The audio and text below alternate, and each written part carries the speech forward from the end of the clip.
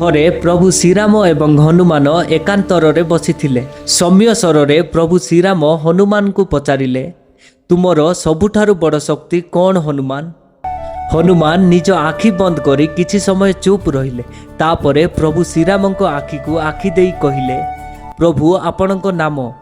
प्रभु श्रीराम आश्चर्य होई हसी पचारिले, एहा किपरि हनुमान? हनुमान विनम्र होई कहिले, प्रभु जेबे आपणक नाम नहीं समुद्र डेइली लहरी थमिगले, जेबे आपणक नाम नहीं लंका भितर प्रवेश कली भय दूर हेले, जेबे आपणक नाम नहीं द्रोणगिरी पर्वत उठैली थका कमिगला।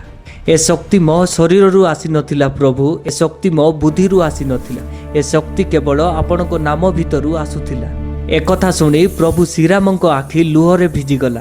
से हनुमान को आलिंगन करी कहिले, एथिपाई तुमे भक्त शिरोमणि हनुमान। एवं प्रभु श्रीराम कहिले, जीए मो नाम नहीं भक्तिर सहित डाकिब, तमे ता सहित सबुबेले थिबो हनुमान।